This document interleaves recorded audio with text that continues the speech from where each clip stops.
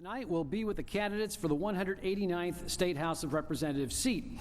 It encompasses part of Monroe County, including the townships of Middle Smithfield East, Smithfield, and Stroud Districts 1, 3, 6, and 7, along with the boroughs of Stroudsburg, East Stroudsburg, and Delaware Water Gap, plus a portion of Pike County, including Delaware, Lehman, and Porter townships. Joining us this evening, we have Republican Steve Ertle and Democrat Tarah Probst. Coin toss was held earlier. It was won by Steve Ertle, and he will go first with a 1-minute opening remark. Steve? Thank you, George. I don't know about you, but I'm tired of all the negativity and lies that are being put out there on campaign ads. It accomplishes nothing for the people out there, and you guys know me from over the years. I've done so many positive things in this community. What it's about is about Pocono people first. That's what my campaign is about. It's not about this opponent here. It's about you out there. That's who I'm going to work for. It's about getting out there and really focusing on the issues that are important for us. It's about getting our taxes down for seniors. It's making sure we get fair funding for our schools and making sure we get better jobs here in the Poconos. With over 30 years of business experience, I've created hundreds of jobs in this area. And I'm proud to say that I haven't spent one dime on a negative commercial. That's something that you want in a real leader. It's time we start working together, bring this community back together, and that's what my whole campaign is about, solving common sense solutions without the politics. I'm Steve Ertle, and I appreciate your vote November 8th. Next, we have Tarah Probst with an opening statement. Well, first of all, thank you to the Chamber of Commerce, East Stroudsburg University, the participants, and also the people who made this forum happen tonight. My name is Tarah Probst. I'm the mayor of Stroudsburg Borough, and I was the first female mayor in an over 200-year history. I had recently just won my third term with 70% of the vote last November. I have the experience and know-how, I have the leadership skills to be your next state representative in Harrisburg. I'm running for the newly redistricted PA House 189, which George just went through. So the 189th district has severely been underserved. We have the highest property taxes in the state. We have the lowest funding for our schools in the state in Monroe County. It's time for a change. We also have no health care in southern Pike County. This is an atrocity for those in Pike. It's a life or death situation. We all need representation that will protect our civil liberties and a woman's right to choose, and I'm endorsed. Thank you. I'm done, thank you. And I didn't spend my money on negative ads. Somebody else spent it. So we're going to get started with the questions. You'll have an opportunity to address everyone here in the room with their closing remarks a little bit later. We're going to start with our questions. Steve, you'll have the first question. The 2020 election focused attention on how elections are conducted in the Commonwealth. What changes, if any, do you support to ensure elections are conducted fairly and voting is accessible to all who are eligible? Well, I think the first thing we can agree upon is get rid of those small little pens that we have to write our name on the notepad. I remember the days when I used to turn a book around and you would check your ID with your proper signature. That's number one. Two, we have to start thinking about changes of moving our technology forward. Mail-in ballots are a rough state that people are having a hard time with. But we're in a rural area, and sometimes it works for people that can't get to the polls, or like today, a rainy day, when all of our hard work that we're doing out here on the road would be washed away. It's about thinking outside the box for a change and treating it more like a business, where we start thinking and talking with each other, figuring out better ways to get our voting safe, making sure it is properly done, but start using technologies that are out there, because before you know it, we'll be voting on our phones. Tarah, same question. Sure. Well, number one, we've had the most secure election in the history. And one of the things about voting is that when the people have the power to vote and accessibility to the polls, the people pick their politicians, not the other way around, which has been happening in Pennsylvania for nearly 2 decades. It was the politicians doing their gerrymandering and making sure that they picked who they were going to represent for their own purposes. So when you give people access to the ballot, it gives them power, and it also gives them a voice. So one of the things that really bothers me is that in Pike County, it's 567 square miles. They have one drop box, one, and it's open from, I think, 8:30 in the morning to 4. So that's pretty essential for Pike County to be able to vote, and I feel like they should have more drop boxes and more accessibility to the polls for their votes. Thank you, Tara. Tara, you'll have this next question. We have seen a rise in warehouse facilities proposed to be built in the region. What can be done to support municipalities who are trying to regulate these enterprises?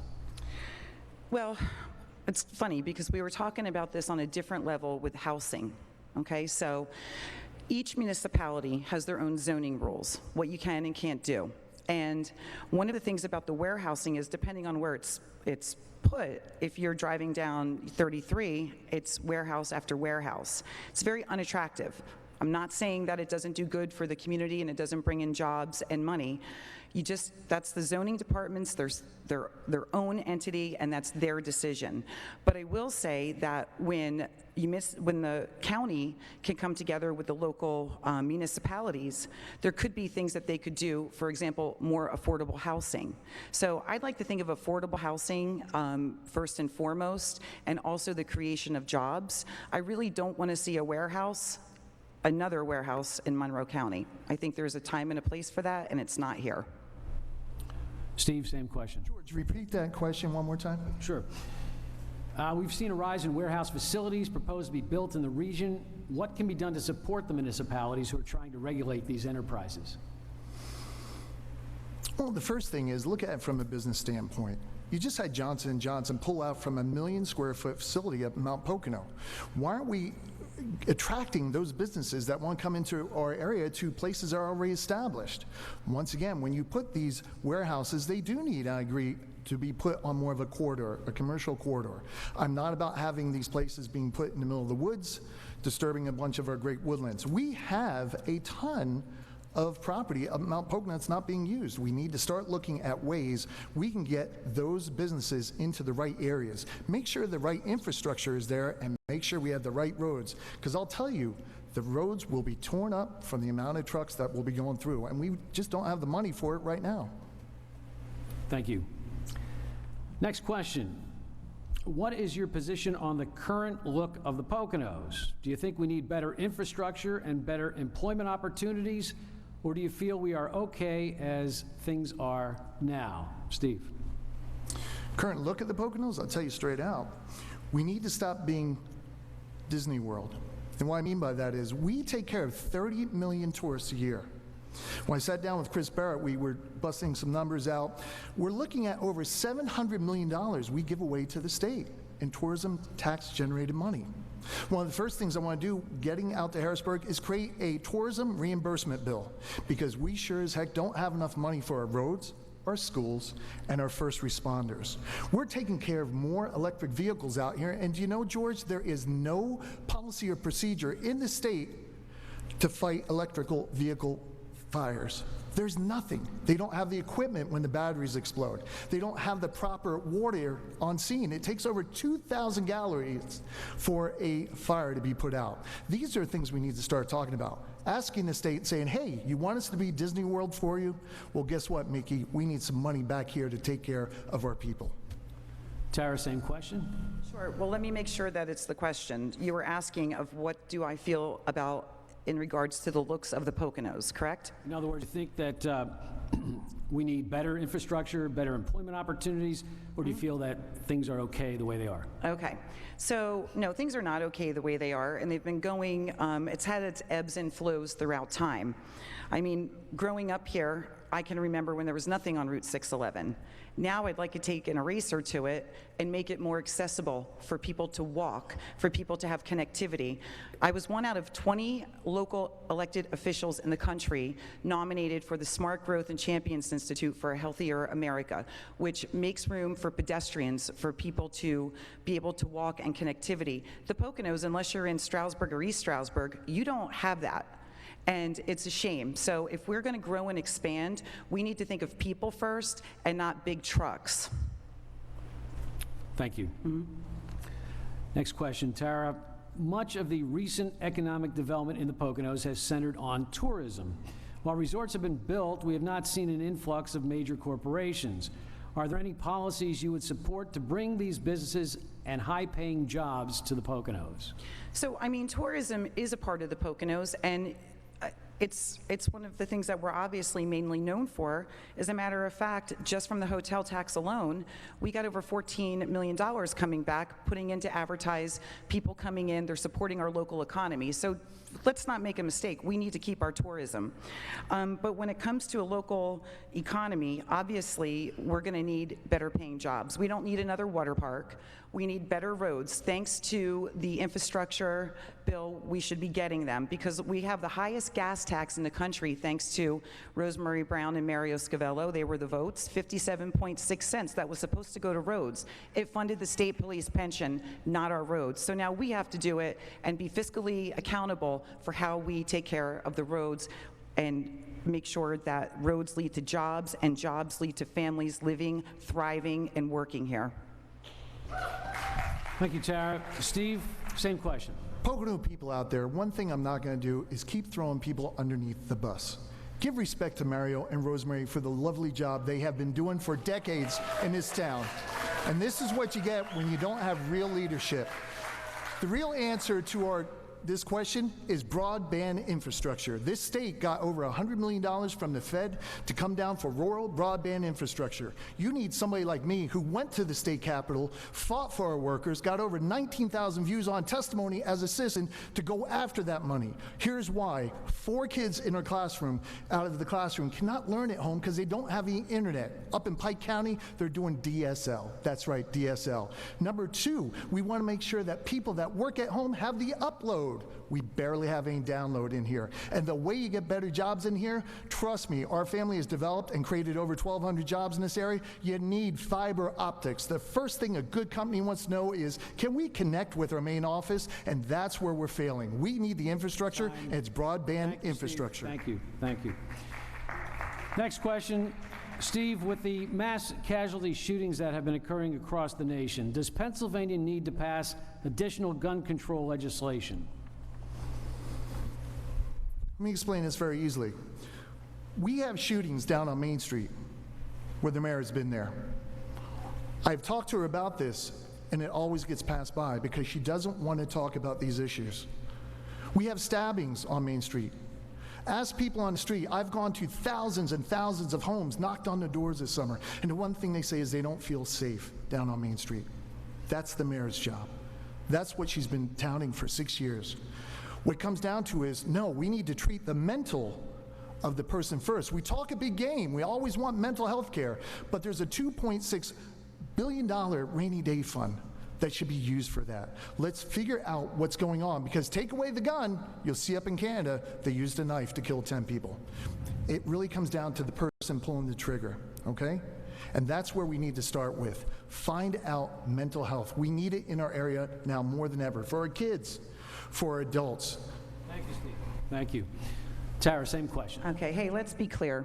If you ran my town, it would be burned down, or you'd owe back sewer taxes and back school taxes. So I'm glad you don't run my town. Our town is thriving, and I'm proud of that. Back to guns. I have a son named Hunter. I am pro Second Amendment.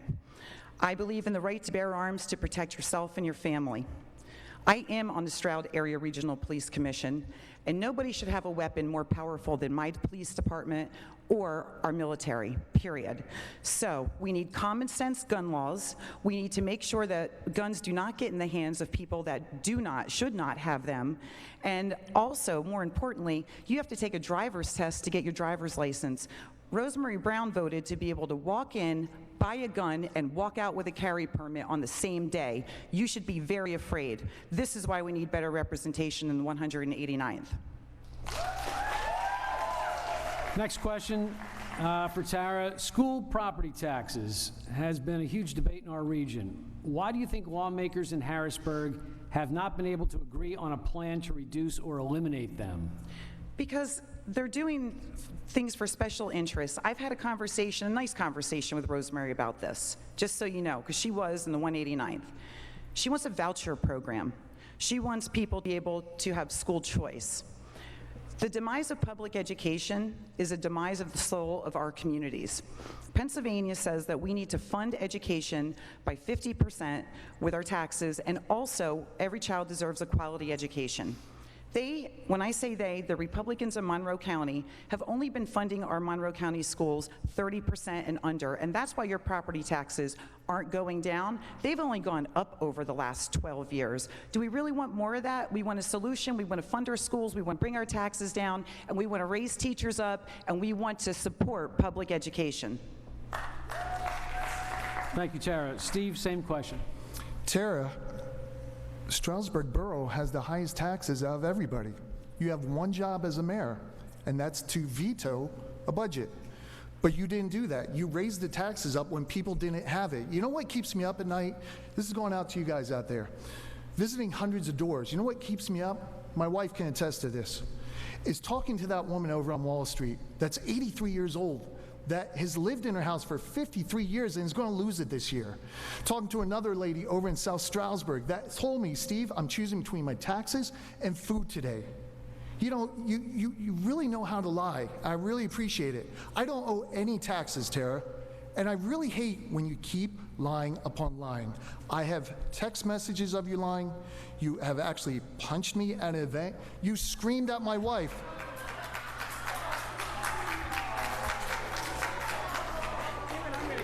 And what it comes down to is, and you know it, because you said I want to support the LGBTQ community because I was a Republican. Thank you, and that's Steve. pretty Steve, sad. Thank you. Enough.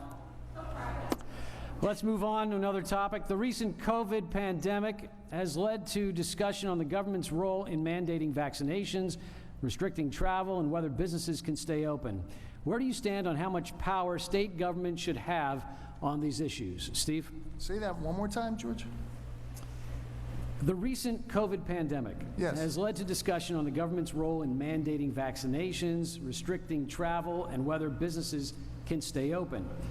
Where do you stand on how much power state government should have on these issues? I want everybody to go to steveertle.com. Listen to my 18-minute testimony. It's been seen over 19,000 times when I went out and fought for our businesses and our workers as a citizen. I went out there because there was just the most ridiculous government control we've ever seen on our businesses. They took away our livelihoods. I went out and fought with other people. With Mike Tekiva, Chris Barrett created a $145,000 hospitality relief fund, first one ever in the state, because the governor had to put our people out of business 3 weeks for the holidays. I'm doing this as a citizen. The reason why I joined this race was I'm so tired of people that just don't have any answers. They talk, but what I do is I just go out and do the work, and my record proves it. Thank you. Tara, same question. Well, as mayor, 70% of the people did vote for me in the highest turnout ever. And by the way, Stroudsburg taxes are 80% less than the school taxes. So moving on to the pandemic. This was a 100-year pandemic.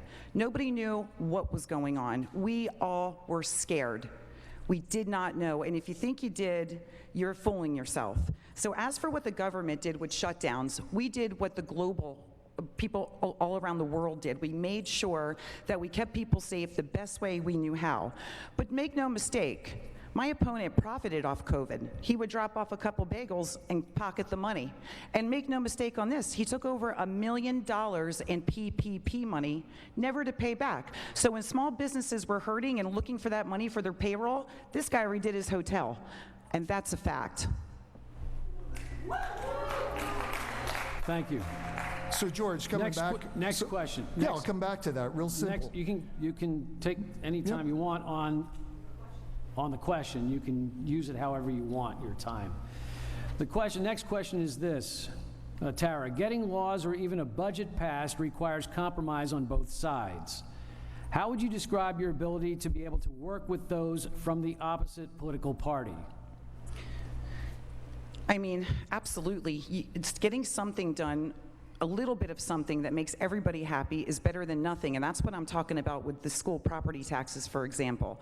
There's absolutely a ton of things we can be doing, but we're blocked right now. We have majority House and Senate of Republicans for over 2 decades that will not work with the Democrats. I would love to work with Republicans for good laws and good good government, period. But I will say this, I will never back down to a woman's right to her body, a woman's choice, period. Never will I back down, and never will I compromise. So everything else, we can make compromises and we can get things done for both parties and make everybody happy, which hasn't happened. But I will never stand back from a woman's right to choose, and I will never stand back from public education and defending it all the way.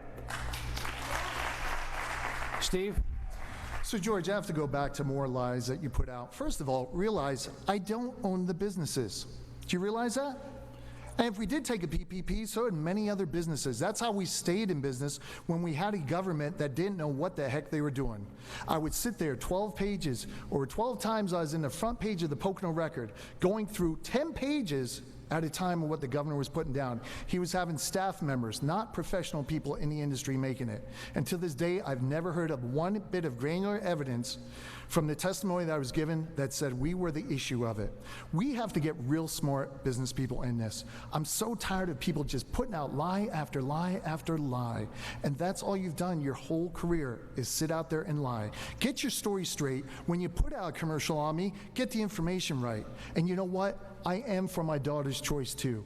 Ladies, I want you to have a choice in this world. It's very important to me, to my daughters. I don't want to see this state shut down. I love you. Time. Next question, Stephen. Your first year in office, what would be your first legislative priority? First of all, I go after that rainy day fund. Our first responders up here are working with nothing. That's why the Federation of Police locally have sponsored me. That's why the Stroudsburg Fire Department is supporting me. Think about that. The local fire departments and the local police are endorsing me. The reason why is they see my actions out there. When I went out and fed over 1,150 frontline first responders during COVID, one thing I didn't do was ask what political background you're from, what ethnicity are you from, or who the hell you're sleeping with. I don't care, because this is the message. It's about Pocono people first with me. It's about coming up with better solutions. The first thing I would do is go out there and get these damn radios that are costing every firehouse in this area an ambulance $125,000 out of their pocket and get it paid for out of that rainy day fund. How dare you treat our volunteers up here without supporting them? We're taking care of 30 million tourists up here, not 167,000. That's what Pocono People First is really about. Thank you, Stephen. Can you repeat the question, Yes, George? I'm going to for you, Tarah. Okay. Your first year in office, what would be your first legislative priority? The first legislative priority is to make sure we keep our democracy, because it's at stake for real in Pennsylvania.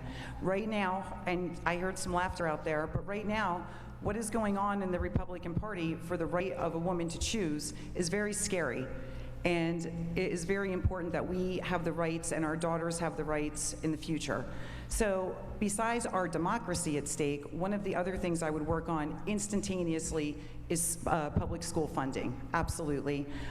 We already have the money coming in from the federal government for roads and bridges and broadband and all that good stuff from Build Back Better, and I would hope that we have a great transportation department already in Harrisburg that could start working on the little things that we need to get done. But we know we can do it all at the same time. It's not, you can walk and chew gum at the same time. But I also want to say, you did make the front page of the paper, That's all the firing time we have. 140 employees. Thank you. That's all the time we have for questions. By text. Appreciate your answers tonight. And now for the 1-minute closing remarks, starting with Tarah Probst. Sure. Well, thank you so much for your time, and thanks for this forum.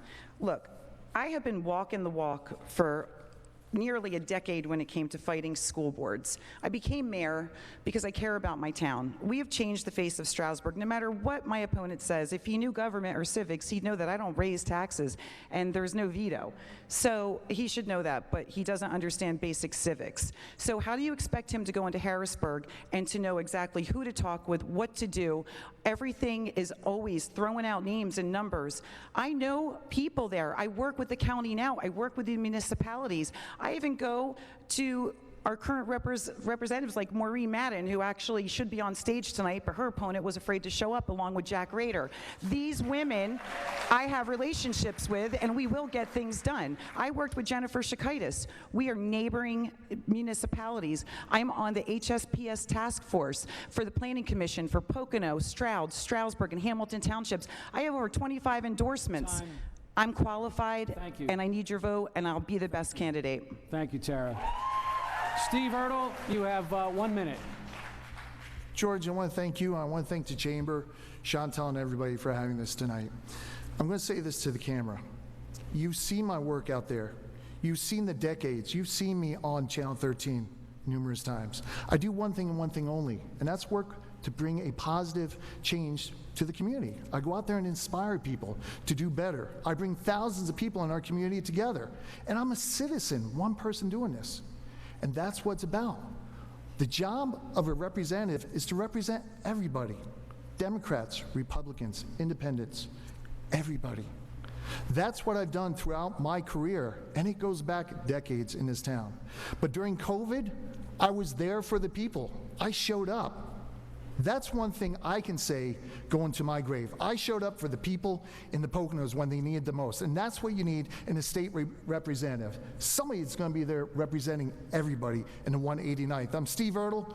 Go vote for me on November 8th. I appreciate your support. Thank you. I want to thank both candidates, Steve Ertle and Tarah Probst, for coming out tonight, and that's our forum for this evening. I'd like to thank the Pocono Chamber of Commerce, East Stroudsburg University, Blue Ridge Communications, TV 13, and everyone working behind the scenes tonight. News 13 will provide local election coverage on Tuesday, November 8th at 10 and 11 p.m., so be sure to join us then. Thanks for watching, and don't forget to vote.